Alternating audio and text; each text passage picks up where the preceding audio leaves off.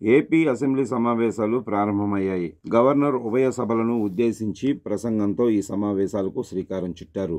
ఈ సమావేశాలకు మాజీ సీఎం జగన్మోహన్ రెడ్డితో సహా వైసీపీ సభ్యులు హాజరయ్యారు. గవర్నర్ ప్రసంగం ప్రారంభమైన తర్వాత పోడియం వద్దకు వచ్చిన వైసీపీ సభ్యులు ప్రతిపక్ష హోదాపై నినాదాలు చేశారు. ప్రజాస్వామ్యాన్ని కాపాడాలంటూ స్లోగన్స్ ఇచ్చారు. ఆ తర్వాత కాసేపటికే జగన్తో సహా వైసీపీ ఎమ్మెల్యేలు, ఎమ్మెల్సీలు గవర్నర్ సభ నుంచి వాకౌట్ చేశారు. ఏపీ అసెంబ్లీ సమావేశాల్లో గవర్నర్ ప్రసంగంలో ప్రభుత్వ లక్ష్యాలను వివరించారు.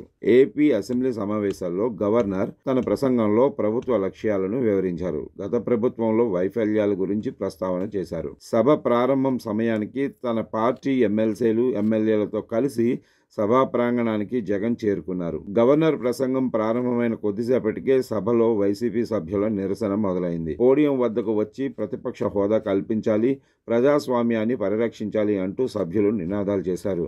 వైసీపీ సభ్యుల నిరసన మధ్యనే గవర్నర్ తన ప్రసంగం కొనసాగించారు. సభ్యుల నిరసన చేస్తున్న సమయంలో జగన్, బొత్స తమ సీట్ల వద్ద నిలబడి మద్దతిచ్చారు. కొద్దిసేపటి తర్వాత జగన్తో సహా వైసీపీ ఎమ్మెల్యేలు, ఎమ్మెల్సీలు సభ నుంచి వాకౌట్ చేశారు. సభ జరుగుతున్న సమయంలో జగన్ తన పార్టీ సభ్యులతో కలిసి సభలో కూర్చోవడం, వాకౌట్ నిర్ణయం ముందు బొత్సకు చేస్తున్న సూచనల వీడియో వైరల్ అవుతుంది.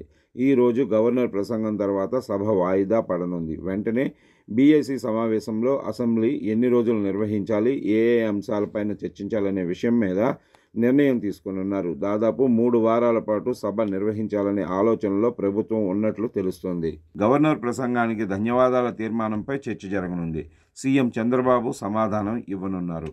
ఆ తర్వాత సభ 2 రోజులు వాయిదా పడనుంది. తిరిగి 28న సభలో ప్రభుత్వం 2025-26 వార్షిక బడ్జెట్ను ప్రవేశపెట్టనుంది. బడ్జెట్కు వైసీపీ సభ్యులు హాజరవుతారా లేదా అనేది స్పష్టత రావాల్సి ఉంది. జగన్ రేపటి నుంచి 2 రోజులు పులివెందుల పర్యటనకు వెళ్లనున్నారు.